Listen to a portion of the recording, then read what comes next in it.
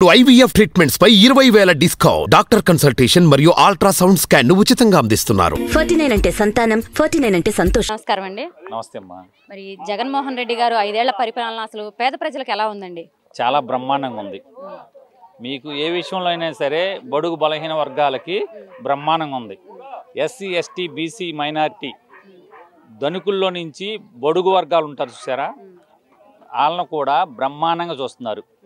5 కులాలు కూడా ఇవాళ చెప్పాలంటే ఆయన్ని కృష్ణుడిగా భావించి ఈ 5 కులాలు భీముడు, అర్జునుడు, నకులు, సహదేవుల్లాగా బ్రహ్మాండంగా చేస్తున్నారు. పరిపాలన సూపర్గా ఉంటుంది. గత ప్రభుత్వంతో పోల్చుకుంటే అసలు ఈ ప్రభుత్వం ఎలా పనులు చేసిందండి? అసలు గత ప్రభుత్వానికి ఈ ప్రభుత్వానికి పోల్చకూడదు. ఎందుకంటే ఆ గత ప్రభుత్వంలో చంద్రబాబు నాయుడు గారు మాటలు చెప్పి అధికారం చేజెక్కించుకొని అన్నీ కూడా ఏ పథకాలు కూడా ఇవ్వకుండా అబాస్ పాలు చేశాడు.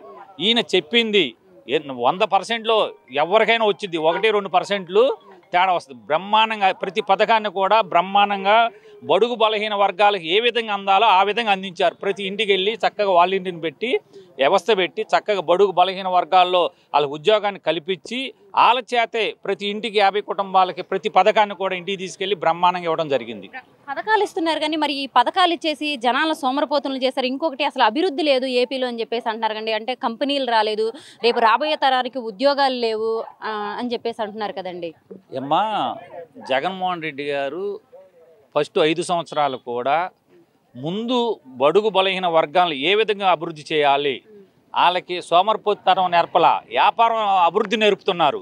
ఎందుకంటే ఇవాళ బడుగు బలహీన వర్గాల పిల్లలు MBBS చదువుకోవడానికి మన ఆంధ్రప్రదేశ్లో దాదాపుగా 17 మెడికల్ కాలేజీలు వచ్చినాయి. దాదాపు 14 సంవత్సరాలు పరిపాలించాను, నాకు 40 ఇయర్స్, నాది 40 ఇయర్స్ అనే వ్యక్తి ఎన్ని మెడికల్ కాలేజీలు తీసుకొచ్చాడు అది అందరికీ తెలుస్తూనే ఉంది. అదేవిధంగా మన పోర్టు ఎన్ని సంవత్సరాలను ఏ విధంగా ఇచ్చారు. రాజశేఖర రెడ్డి గారు పోర్టు శంకుస్థాపన చేస్తే దాన్ని తీసుకెళ్లి మూలన పడేశారు. ఇప్పుడు జగన్మోహన్ రెడ్డి గారు వచ్చిన తర్వాత ఆ పోర్టు ఏ విధంగా ఏ స్థాయిలో ఉంది, ఎందుకు ఉద్యోగాలు రావట్లేదు, బ్రహ్మాండమైన ఉద్యోగాలు వస్తున్నాయి. ఈ అంటే శాశ్వతమైన ఉద్యోగాలు వస్తున్నాయి. జగన్మోహన్ రెడ్డి గారి పరిపాలనలో శాశ్వతంగా ఉద్యోగాలు వస్తున్నాయి. వాళ్ళ పరిపాలనలో ఏంటంటే తూతు మంత్రం ఉద్యోగాలు చేస్తున్నారు అంతే. కానీ ఇప్పుడు ఉద్యోగాలు ఇప్పించే వ్యక్తి నిరుద్యోగ భూతి ఎందుకు చెప్పండి.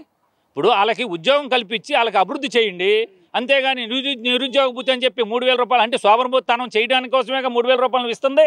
వాళ్ళకి ఉద్యోగం ఇస్తే వాళ్ళు బ్రహ్మాండంగా బతుకుతారుగా.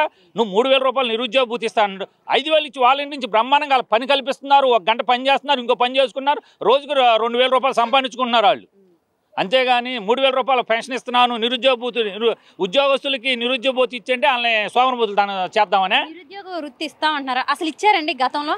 అంటం వరకే. నేను ఇందాక చెప్పాను, ఫస్ట్లోనే గతంలోనే చెప్పాను. పోయినసారి కూడా జగన్మోహన్ రెడ్డి గారు ఫస్ట్ టైం 2014 ఎలక్షన్లో 13-14 ఎలక్షన్లో ఈయన రైతు రుణమాఫీ అని ఒక మాట చెబితే దాదాపు మొన్న 151 వచ్చినాయి, 175 వచ్చాయి ఆ రోజున. కానీ నేను చేయలేను, రైతు రుణమాఫీ చేయాలంటే చాలా ప్రాబ్లమ్స్ ఉండే, మన రాష్ట్రం అభివృద్ధి చూసుకోవాలి, ప్లస్ దాని సంపద చూసుకోవాలి, ఏ విధంగా చేయాలని చెప్పి ఆలోచనతోనే ఆ రోజు ఏ మాట ఇచ్చానంటే ఆ మాటకు నిలబడి కట్టుబడి 100 హామీలు ఇస్తే 99 నెరవేర్చిన మగోడు జగన్మోహన్ రెడ్డి గారు. కానీ చంద్రబాబు నాయుడు గారు ఆ రోజు ఏం చెప్పారు, రైతు రుణమాఫీ ఇస్తా అన్నాడు, మరి డాక్టర్ రుణమాఫీ ఇస్తా అన్నారు. ఏ రుణమాఫీ ఇచ్చారు? పావల వడ్డీలో ఎంత ఇబ్బంది పడ్డారు. లాస్ట్కి 3,000 వేసి 10,000 వేసి కళ్ళనీళ్ళు తుడిచారు. అదేమన్నా జరిగింది అసలు? అదేవిధంగా రుణమాఫీ అని చెప్పేసి రైతులు ఎక్కడ రుణమాఫీ ఇచ్చారా? అదేంటండి రుణమాఫీ రాలేదంటున్నారు, కానీ అసలు రైతులకు ఏదైనా మేలు జరిగిందంటే అది కేవలం టీడీపీ ప్రభుత్వంలోనే అంటున్నారు కదండి.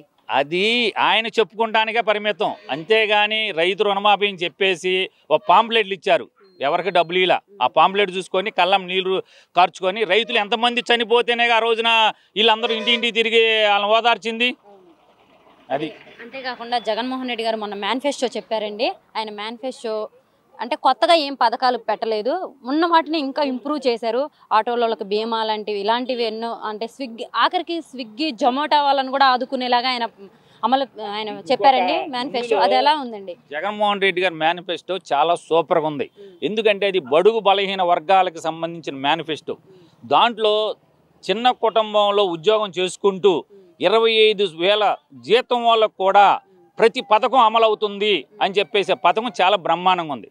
కానీ చంద్రబాబు నాయుడు గారు చెప్తున్నాడు, గ్యాస్ బండ్లు ఇస్తానంటున్నాడు, బస్సు ఫ్రీ అంటున్నాడు, అది అంటున్నాడు.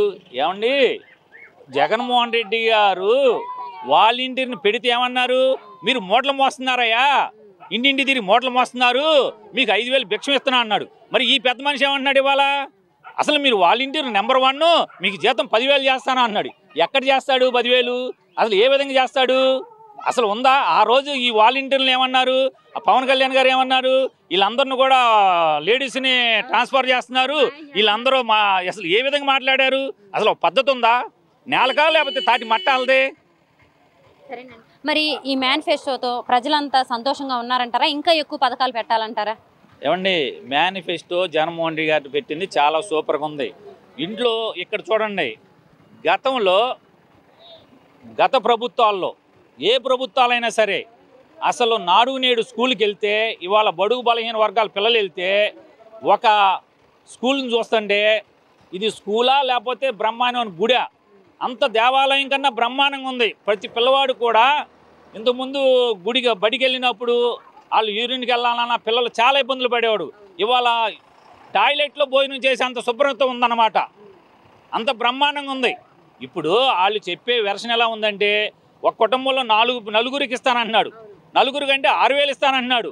మరి ఇదే జగన్మోహన్ రెడ్డి గారు ప్రతి కుటుంబంలో ఒక బడుగు బలహీన వర్గాల్లో చదువుకున్న పిల్లలకి ఇంగ్లీష్ మీడియం పెట్టి స్కూల్ను డెవలప్మెంట్ చేసి